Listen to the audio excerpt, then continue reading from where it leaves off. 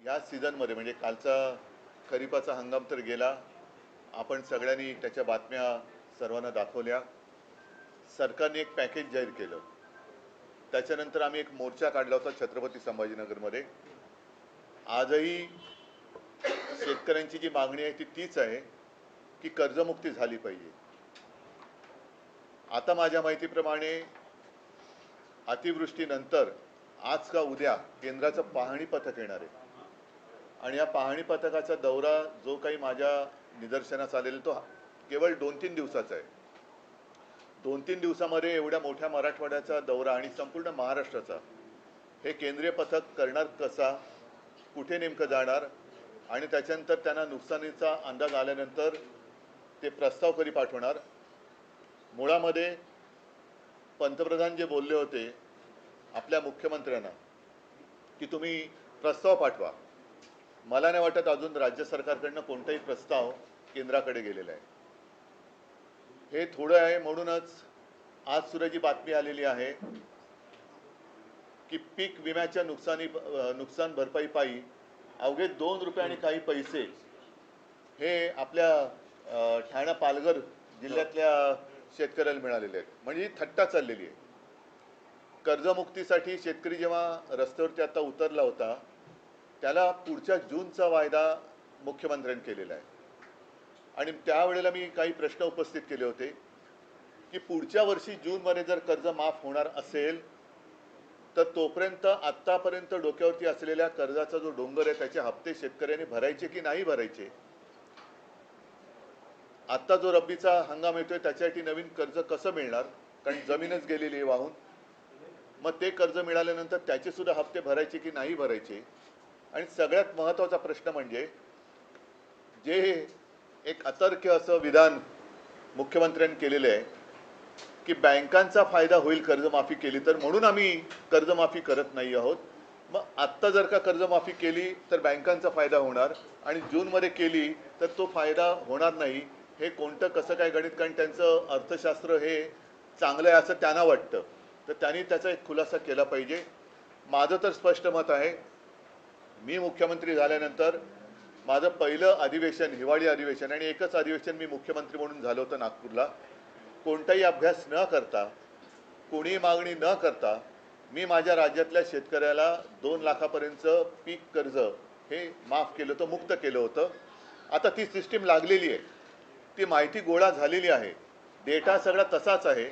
मग जी योजना आम्ही यशस्वीपणाने अंमलात आणून दाखवली होती ती संपूर्ण सिस्टीम तशी आहे, डेटा तसाच आहे. तर त्याच महात्मा फुले कर्जमुक्ती योजनेचा दुसरा टप्पा सरकारने आत्ता जाहीर का करू नये. आत्ता जाहीर करू शकतं ते, कारण सगळं त्यांच्याकडे माहिती आहे. आम्ही कसं केलं, काय केलं हे सगळं माहिती आहे. शेतकरी आजही मी कुठे गेलो तरी सांगतो की साहेब तुम्ही आमची कर्जमुक्ती केली, कर्जमाफी केली, या सरकारला करायला लावा. म्हणजे आम्ही केलं होतं हे आता लोकांनी मान्य केलेलं आहे आणि कोणाला विचारलं तर लोक सांगतात की तुम्ही केली होती. तर तो सगळं पूर्ण यंत्रणा तिकडे आहे, डेटा आहे. त्याच्यात आणखीन काही सुधारणा असेल तर ती करा, पण डेटा आहे. आम्ही कोणतीही अट शर्ती बिरती अभ्यास कोणतीही परदेशी समिती आमच्याकडे नव्हती, सगळं स्वदेशी होतं. आणि शेतकऱ्याशी आम्ही प्रामाणिकपणाने कर्जमुक्ती करून तसे वागलो. तसंच हे सरकार आता का वागत नाही. मी तर 5 तारखेपासून मराठवाड्यामध्ये संवाद दौऱ्यावरती जाणार आहे. इथे माझ्या कोणत्याही जाहीर सभा नसतील, शेतकऱ्यांशी मी थेट संवाद करणार आहे. जे पोकळ आश्वासन मुख्यमंत्र्यांनी दिलं होतं की दिवाळीपर्यंत, दिवाळीच्या आत काही पैसे शेतकऱ्याला मिळतील, काही पैसे त्यांनी काही हजार कोटी इथून तिजोरीतून रिलीज केलेत असं म्हणतात. तर मी शेतकऱ्यांना जाऊन विचारणार आहे, मिळाले असतील तर आनंद आहे. नुसतं काहीतरी आग पाखड करायची किंवा टीका करायला म्हणून मी जाणार नाही आहे, पण ते मिळाले पाहिजेत. त्याच्यात महत्त्वाचा मुद्दा असा आहे की आज शेतकऱ्याला बाकी मदतीची अपेक्षा किंवा गरज आहेच, पण त्याच्या आधी ज्यांची जी खरडून गेलेली जमीन आहे ती जमीन पूर्ववत करण्यासाठी शेतकरी सांगतोय पहिले मला माती द्या, पहिली माती द्या. ती मातीच जर का अजून मिळाली नसेल तर तुम्ही पुढच्या गोष्टी कशा करणार. आणि दर हेक्टरी 50,000 रुपये हे शेतकऱ्याची मागणी आहे. त्याचप्रमाणे कर्जमुक्ती झाली पाहिजे ही शेतकऱ्याची मागणी आहे. इतर बाकी अनेक गोष्टी आहेत. मी शेतकऱ्यांना जाऊन भेटणार आहे आणि शेतकऱ्यांना विचारणार आहे की जे पॅकेज जाहीर केलं होतं त्यातलं तरी किती आलेलं आहे. कारण खरडून गेलेल्या जमिनीला 3 का 3.5 लाख रुपये मनरेगातून देणार होते. आम्ही मोर्चा काढला होता. त्या मोर्चात मी मागणी केली होती की दिवाळीपूर्वी त्या 3 लाखातले पहिले 1 लाख रुपये तरी शेतकऱ्याच्या खात्यामध्ये टाका, मग पुढचे नंतर तुम्ही देत राहा. मग तुम्ही नोव्हेंबरमध्ये द्या, डिसेंबरमध्ये द्या, असे द्या, पण पहिले 1 लाख रुपये तर द्या. तर तेही दिलेत असं मला काय वाटत नाही. तर नेमकं सरकार काय करणार आहे आणि शेतकऱ्याच्या हातात आत्तापर्यंतच्या घोषित झालेल्या पॅकेजपैकी काय मिळालेलं आहे? गाई म्हशी मिळालेल्या आहेत का, शेळ्या मिळालेल्या आहेत का, कोंबड्या मिळालेल्या आहेत का, इतर पैसे मिळाले आहेत का, मग त्याच्यानंतर रब्बीचा हंगाम येतोय, त्याचं कर्ज कसं मिळणार, त्याचं बी बियाणं वगैरे वगैरे, या सगळ्या गोष्टी याची चर्चा करण्यासाठी मी मराठवाड्यात जाणार आहे. हा एक मुद्दा महत्त्वाचा आहे, कारण बाकी मुद्द्यांमध्ये हा मुद्दा मग काय होतो की अतिवृष्टी झाली का तेवढ्यापुरतं तो मुद्दा वरती येतो आणि सरकारला पण माहिती आहे की थोडे दिवस ढकलले का मुद्दा मागे पडतो. पण आम्ही हा मुद्दा सोडणार नाही.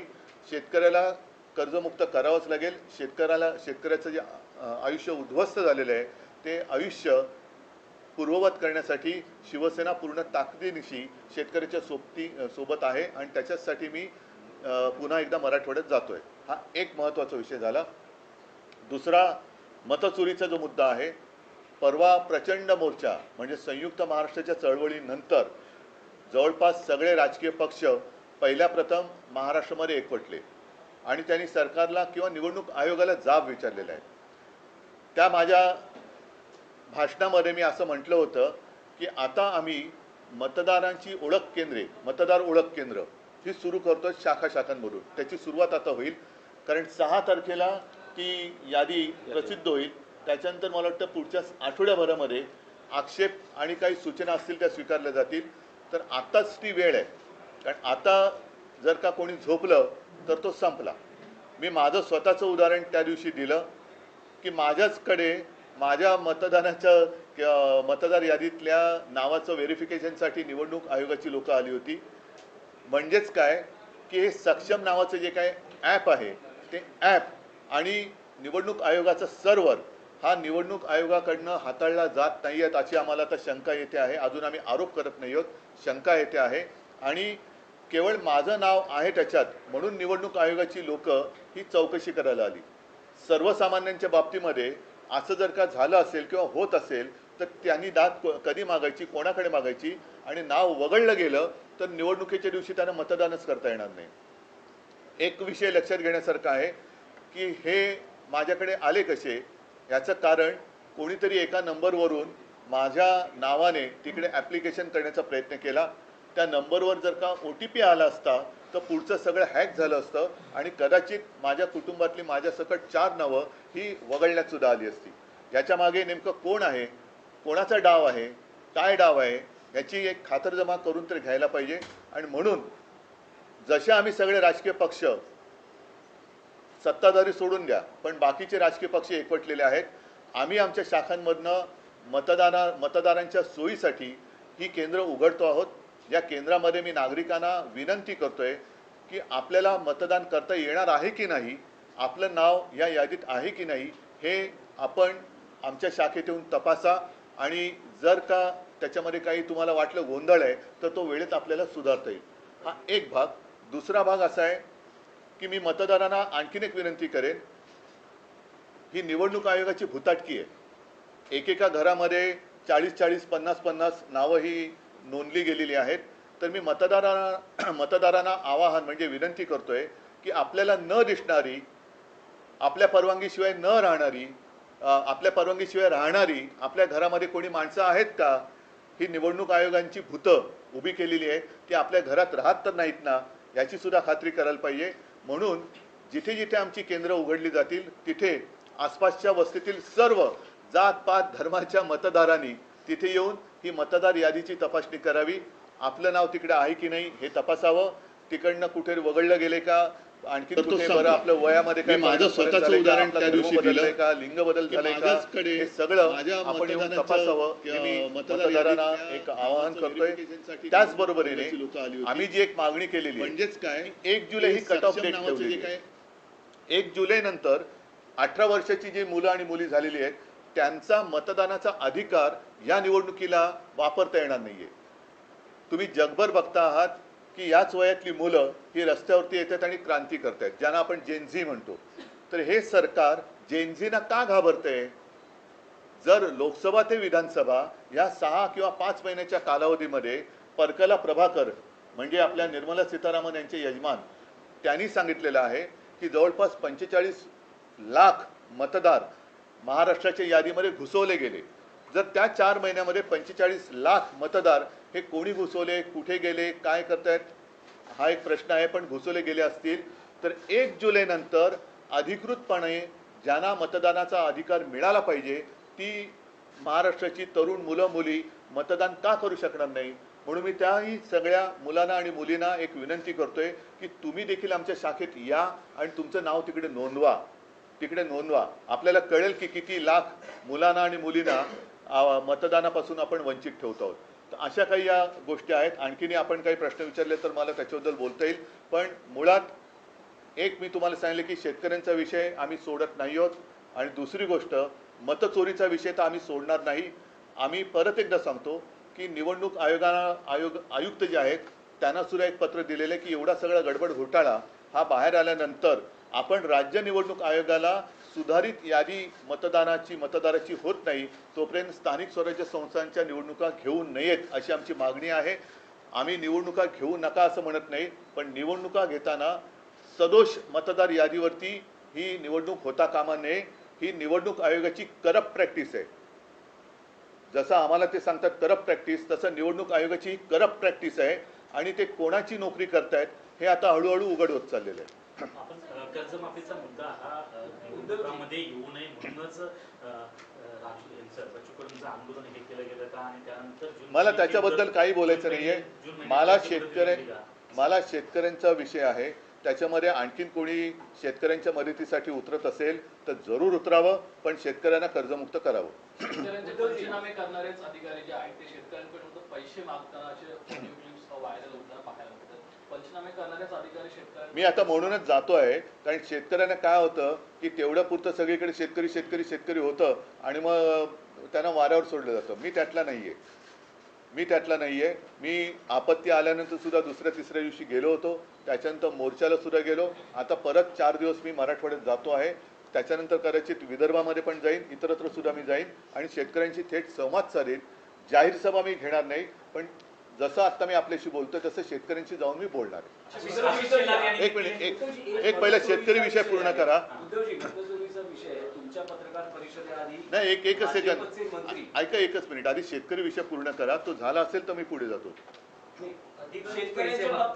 हो, म्हणूनच एकच मिनिट. अधिकारी जे पैसे मागतात म्हणून मी तिकडे जाऊन शेतकऱ्यांशी बोलणार आणि कोण असे अधिकारी आहेत त्यांचा सुद्धा काय समाचार घ्यायचा तो आम्ही घेऊ.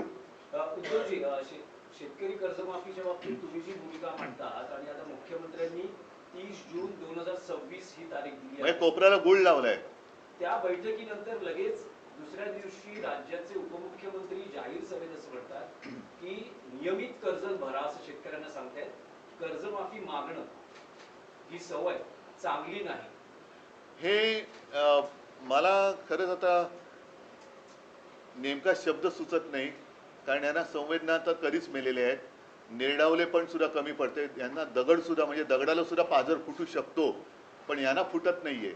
हे महाराष्ट्राचं दुर्दैव आहे. एक तर या लोकांना खरं उपमुख्यमंत्री म्हणता कामा नये, कारण संविधानात तशी तरतूद नाहीये. म्हणून राज्याचे अर्थमंत्री जे बोलले त्यांनीच सांगितले की निवडणुकीच्या आधी आम्हाला हे बोलावं लागतं. मग आता लोकांनी त्यांना जाब विचारला पाहिजे की बाबा तुम्ही जे बोलला होतात म्हणून ठीक आहे, आपण मतचोरी या विषयावरती येतोय, पण जर का असं धरून चाललो की त्यांना लोकांनी खरंच मतं दिली असतील तर आता त्या मतांना तुम्ही जागा ना. आता तर कर्जमुक्त करायलाच पाहिजे. बरं, 30 जून हा कोणता मुहूर्त आहे? कोणतं पंचांग पाहिलं आमच्या मुख्यमंत्र्यांनी? आणि जूनमध्ये जर कर्जमाफी होणार असेल तर मग आत्तापासून शेतकऱ्यांनी कर्जाचे हप्ते फेडले नाहीत तर त्याचे सकट ते त्यांनी माफ केलं पाहिजे. त्याच्याबद्दल त्यांनी बोललं पाहिजे. हा एक विषय होता मतचोरी संदर्भात. आशिष शेलार यांची आता तुमच्या पत्रकार परिषदेआधी पत्रकार परिषद झाली, त्यात त्यांनी थेट तुमच्यावर आणि राज ठाकरेंवर आरोप केलेले आहेत की मतचोरी संदर्भात मांडत असलेली भूमिका ठाकरे बंधूंची दुटप्पी आहे. ती फक्त हिंदू आणि दलित त्यांना क्रिकेटचं असल्यामुळे टप्पे कळत असतील बहुतेक, पण त्यांनी फुलटॉस दिलाय. तुम्ही बोला. येस, त्यांचं असं म्हणणं आहे की फक्त हिंदू आणि दलित दुबार मतदार दाखवले जात आहेत. मुस्लिम मतदार जे दुबार आहेत तिबार आहेत त्याबद्दल ठाकरे बंधू का बोलत नाहीत. आणि दुसरं त्यांचं असं म्हणणं आहे की लोकसभा निवडणुकीच्या प्रक्रियेत सुद्धा तुम्ही याच मतांवर निवडून आलेला आहात, विधानसभेत सुद्धा त्याच मतांवर निवडून आलेला आहात आणि हा सगळा गोंधळ लोकसभेपासून झालेला आहे. मला आशिष शेलार, मी खरं त्यांच्यावरती कधी बोलत नाही, पण आज मी त्यांचं जाहीर अभिनंदन करतोय, कारण त्यांनी नकळत देवेंद्र फडणवीसांना पप्पू ठरवलेलं आहे. कारण जे हे मानतच नव्हते, त्याच्यामुळे महाराष्ट्राचा पप्पू म्हणून त्यांनी फडणवीसांना बोलण्याचं धाडस दाखवलंय. हा त्यांच्या अंतर्गत वादाचा परिणाम, ह्या परिपाक असेल. कारण आशिष शेलारनी पत्रकार परिषद घेतली, ती सुद्धा अशा मुहूर्तावरती घेतली की काल कदाचित रात्री उशिरा किंवा आज सकाळी आपल्या राज्याचे मुख्यमंत्री बिहारमध्ये घसा कोरडा करून येणार होते. ते घसा कोरडा करून आल्यानंतर आता त्यांनी हे अमृत पाजलं की काय आरोपाचं किंवा माहितीचं, हे काय कळत नाही. पण याचा अर्थ सरळ आहे की आशिष शेलारनी सुद्धा हे सिद्ध केलेलं आहे की मतदार यादीमध्ये गोंधळ आहे. आणि आम्ही जेव्हा निवडणूक आयोगाकडे मागणी करतो तेव्हा आमचं एक वाक्य असं दाखवा की तुम्ही या मतांमध्येच सुधारणा करा. आम्ही पूर्ण मतदार यादीमध्ये सुधारणा मागतो आहोत त्याच्यामध्ये. आणि दुसरी गोष्ट काय की कदाचित त्यांची उठबस तिथे असल्यामुळे त्यांना ती नावं मिळाली असतील. आमची उठबस तिकडे कमी आहे म्हणून आम्हाला ही नावं मिळाली असतील. त्याच्यामुळे आम्ही जी मागणी केलेली आहे ती संपूर्ण मतदार यादी सदोष आहे आणि ती सुधारणा होत नाही तोपर्यंत निवडणुका घेऊ नका, ही आमची मागणी आहे. पण आशिष शेलार यांचं धाडस हे कौतुकास्पद आहे. नाहीतर साधारणतः आपल्या नेत्याच्या विरोधात बोलण्याचं धाडस हे आता भाजपवाल्यांच्या अंगात राहिलेलं नाही. हा आरोप थेट त्यांनी मोदी शहांसकट सगळ्यांवरती केलेले, कारण लोकसभेपासूनचा त्यांनी घोटाळा काढलाय. म्हणजे इतरत्र ते जे जिंकलेत मोदी शहा, अगदी वाराणसी बिराणसी, त्या दिवशी संजय राऊत यांनी काढलं ते सगळं. तर म्हणजेच काय की सगळा घोटाळा त्यांनी केलेला आहे. आणि दुसरा महत्त्वाचा, सरकार तुमचं असताना विरोधक घोटाळे करतात म्हणजे तुम्ही सरकार चालवायला नालायकात, म्हणजे सरकार चालवायला तुम्ही नालायकात. तर हे सगळं एका दगडात आशिष शेलाराने अनेक पक्षी मारलेले आहेत. त्याच्याबद्दल मी त्यांचं कौतुक करतोय. या माध्यमातून हिंदू मुस्लिम करण्याचा एक प्रयत्न होतोय का? नाही, तो त्यांचा केविल होण्याचा प्रयत्न आहे. जेव्हा आम्ही अख्ख्या यादीमध्ये सुधारणा करा मागतोय त्याच्यामध्ये हिंदू, मुस्लिम, शीख, ईसाई सगळे आलेले आहेत. आणि आम्ही त्या दिवशी जी काय उदाहरणं दिली त्याच्यामध्ये एक तर उदाहरण आहे की वडील हिंदू, मुलगा मुस्लिम वगैरे ते आहे ना, हे सगळे आहे. म्हणजे इथलंच आहे, वडिलांचे नाव गोविंद शंकर माने, मुलाचं नाव दिलशाद नौशाद खान, हे आम्ही दिलेलं आहे ना. आता ह्याच्यामध्ये दोन्ही आले, हिंदू पण आले आणि मुसलमान पण आले. पण परत आशिष शेलार यांचं मी कौतुक करतो की काहीतरी नक्की बिनसलेलं आहे आणि त्यांनी देवेंद्र फडणवीसांना पप्पू ठरवून दाखवलेले आहे, ते सप्रमाण दाखवलेलं आहे. म्हणजे आमच्या आरोपांना जर का किंमत नसेल तर किमान आशिष शेलारनी जी माहिती दिली त्याला तरी जागा. मी परत त्यांचं कौतुक करतो. देवेंद्र फडणवीस सारखं म्हणतात की 2012लाच आपण मतदार याद्यांचं पुनर्निरीक्षण करा, पुनर्रचना करा, ही आपली न्यायालयात याचिका आहे. आणि तेव्हापासून आपण वारंवार मागणी करतो. आशिष शेलारांनी ते आज म्हटलेलं आहे, होत का नाहीये, आम्ही सतत मागणी करतो. असं कुठे माझ्या तरी ऐकवत आलेलं नाहीये. त्यांचा जसा आम्ही मोर्चा काढला तसा त्यांचा कुठलाही मोर्चा मी बघितलेला नाहीये. ते कधी निवडणूक आयुक्तांना जाऊन भेटलेत असंही आम्ही बघितलेलं नाहीये. ज्याप्रमाणे आम्ही चोकलिंगम साहेबांना भेटलो, वाघमारे साहेबांना भेटलो, तसे ते कुठे भेटलेले नाही आहेत. आमची लोकं आता ज्ञानेश कुमारना जाऊन भेटत आहेत, तसे ते कुठे भेटलेले नाही आहेत. आम्ही आता ह्याच्याबद्दल मी काल परवा म्हटलेले की आम्ही कोर्टाचे दरवाजे सुद्धा एक ठोठवण्याचा केविलवाणा प्रयत्न करणार आहोत. न्याय मिळाला तर मिळाला. मुख्यमंत्र्यांचं आणखीन एक म्हणणं आहे, त्यांचं म्हणणं आहे की वोटर लिस्ट जी आहे ही अशुद्ध असता कामा नये, याच्याशी आम्ही सहमत आहोत, परंतु त्याच्यामुळे भाजप जिंकली हे तुम्ही सिद्ध करा, हे तुम्ही आव्हान देता.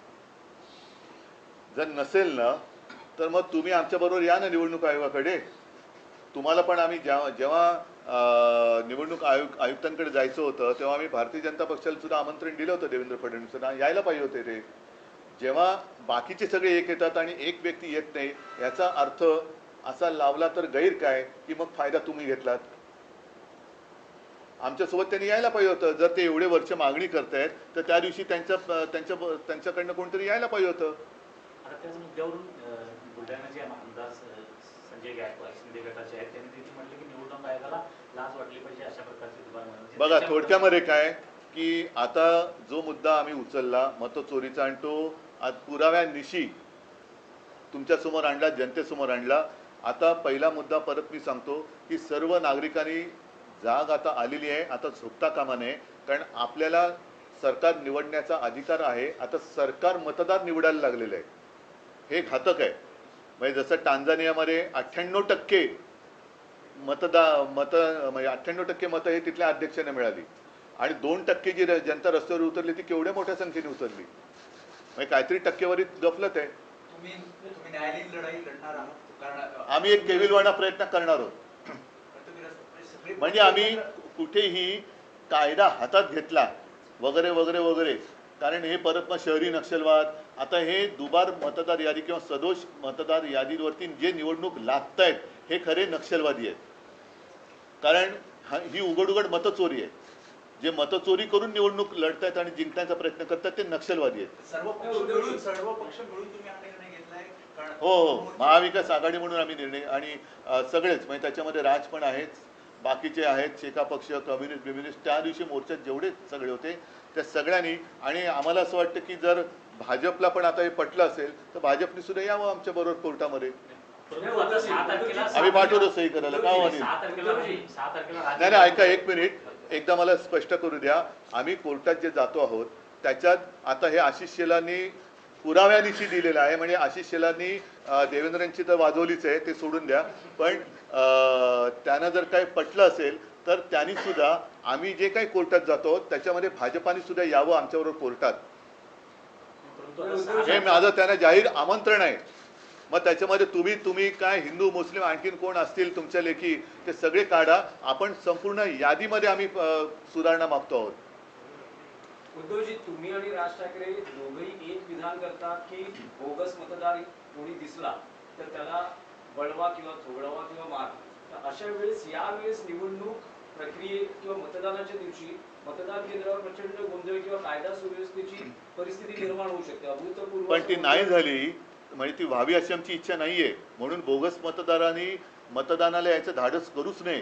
कारण आता आम्ही नावानिशी आणि पत्त्यानिशी सगळीकडे चेकिंग करतो. अगदी माझं तर म्हणणं आहे की जिथे मतदार याद्या साधारणतः 1200ची यादी आहे त्या याद्या, जसं आता माझी कलानगरची यादी असेल तर कलानगरच्या गेटवरती ती यादी लागली पाहिजे. टॉवर्स असेल तर टॉवरच्या गेटवरती ती यादी लागली पाहिजे आणि टॉवर्समधल्या सोसायटीमधल्या सगळ्यांनी ती यादी येऊन आपली नावं त्याच्यात आहेत की नाही, आपल्या यादीत दुसरं कोणी घुसलंय का, हे सुद्धा नागरिकांनी पण आता बघितलं पाहिजे. तर या देशात लोकशाही टिकेल. प्रश्न आहे की 12 नोव्हेंबर नाही, आता एक उदाहरण त्या दिवशी आदित्यने दिलं, घसीटाराम हलवाई जे दुकानच कधी तोडलेलं आहे तर दुकानाच्या नावावरती 30 का 48 नावं मतदार म्हणून रजिस्टर झाली, जे दुकानच अस्तित्वात नाही. आता अशी जर का लोक येऊन मतदान करायला लागली तर तुम्ही कसं काय तुमची लोकशाही जिवंत ठेवणार. उद्धव जी से हिंदी में जानना चाहेंगे. वोट जिहाद का आरोप आशीष शेलार लगा रहे हैं. उनका कहना है कि मुस्लिम कह रहे हैं, लेकिन मुस्लिम दलित और हिंदू वोटों. मैं पहले तो मैं उनका अभिनंदन करना चाहता हूँ क्योंकि बीच में हमारे मुख्यमंत्री जी ने कहा था कि ये तो पप्पू, तो उन्होंने अपने मुख्यमंत्री जी को ही पप्पू कैसे है वो आज साबित कर दिया. और किसी ने तो हिम्मत दिखाई. आशीष शेलार को मैं धन्यवाद देना चाहता हूँ. हिम्मत दिखाई है उन्होंने. जो उनका सब कारोबार चला हुआ है वो चोरी का मामला है. वोट चोरी कर उन्होंने सरकार बनाई है और वो उन्होंने आज सबके सामने लाया है. और हमारी जो मांग है, हमने ऐसे कभी नहीं कहा कि सिर्फ इनके जो वोट है ये काटो और इनके वोट रखो. हमने तो पूरी जो लिस्ट है उसमें सुधार करने की आवश्यकता है और यही मांग लेके हम आगे जा रहे हैं. तो कभी हमने उसमें धर्म की बात नहीं की, हमने बोगस वोटर की बात की है.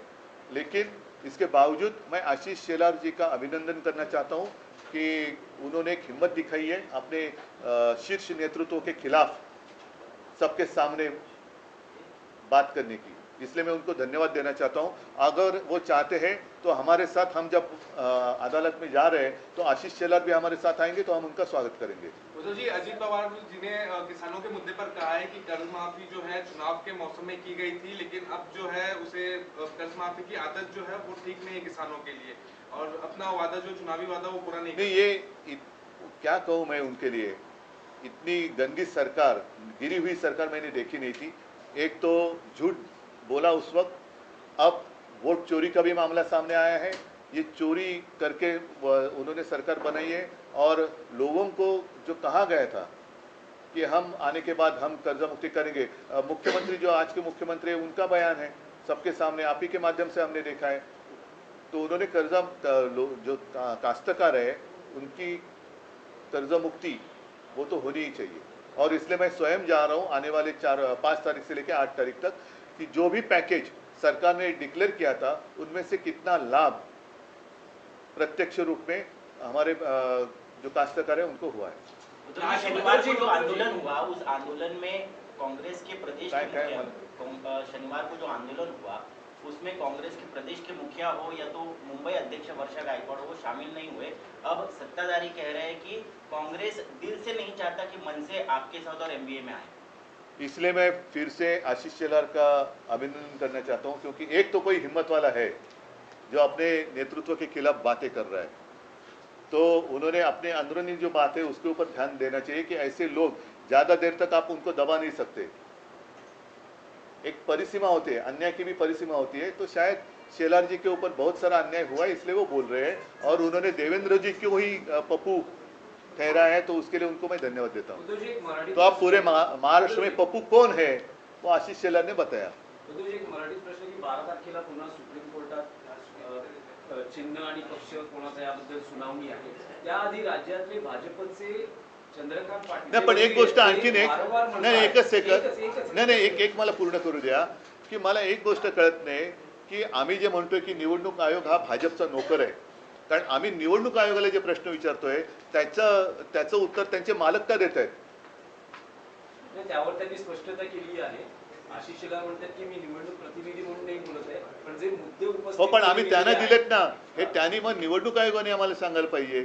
तुम्ही का बोलताय? म्हणजे जो आमची जी शंका आहे, संशय आहे की निवडणूक आयोगाचा सर्व्हर दुसरा कोणतरी हाताळतोय, त्याला हे पुष्टी देणार आहे।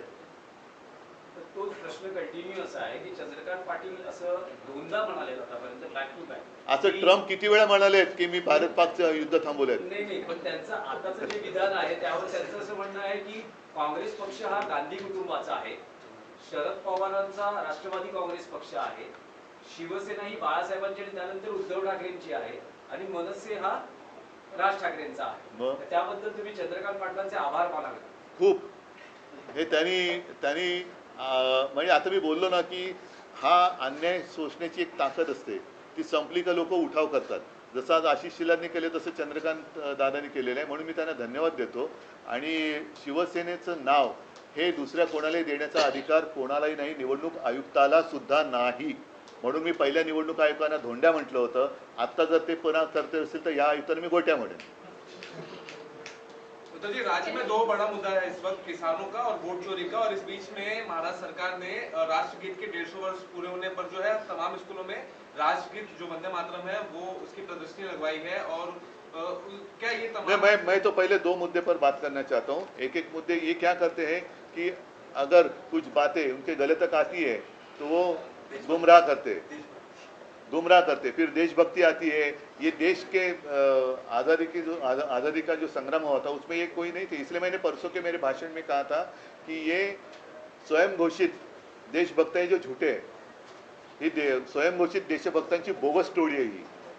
उद्धवजी तुमची मनसे सोबतची युती अधिकृतपणे कधी जाहीर करतात? कारण तुम्ही व्यासपीठावर बोलतात एकत्र आलो आहोत, एकत्र राहणार आहोत, मराठी माणसासाठी एकत्र आलेलो आहोत वगैरे वगैरे, पण ऑफिशियल युती कधी घोषित होते? जेव्हा जाहीर होईल तेव्हा।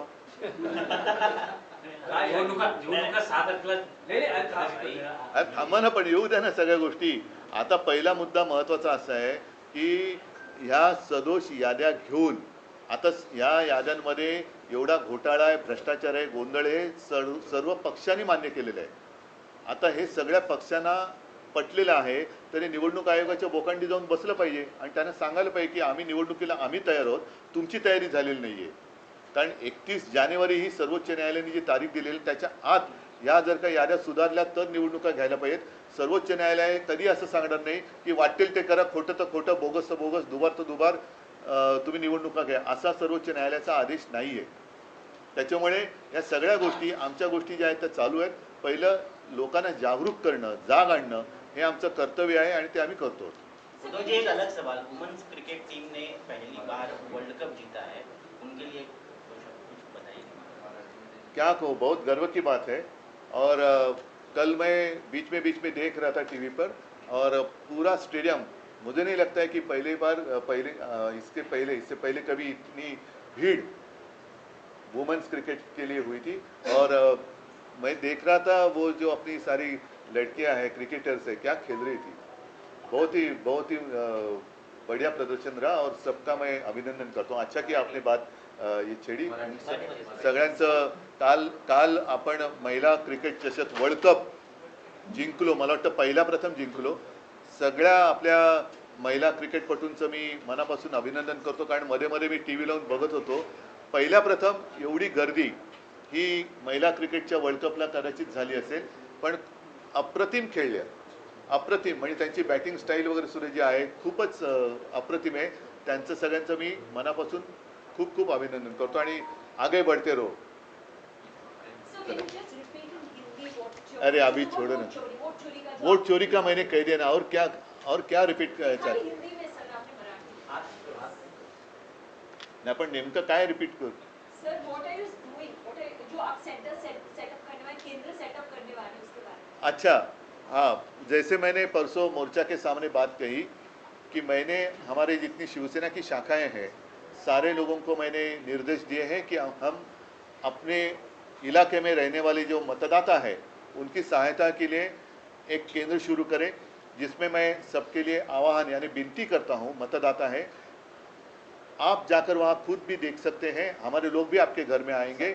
और दो चीज़ें हैं, आने वाले चुनाव में आपका नाम मतदार सूची में है या नहीं है, आप स्वयं चेक करें. और दूसरी बात है, जो अहम बात है, कि आपकी इजाज़त के बिना आपको दिखाई देने वाले नहीं हैं ऐसे कुछ चुनाव आयोग के, ज्याला आपण भुताटकी म्हणतो, ऐसे कुछ लोग आपके घर में रह तो नहीं रहे ना, ये भी देखें. और खास कर 1 जुलाई के बाद जो हमारे युवा हैं, युवती भी है, युवा भी है, 18 साल की उनकी उम्र हुई है, उनको तो मतदान करने का अधिकार मिलना ही चाहिए. तो ऐसे सारे लड़के और लड़कियां आकर हमारे शाखा में उनका नाम रजिस्टर करें. ठीक है सर, सगळ्यांना धन्यवाद. जय हिंद, जय महाराष्ट्र. हाँ,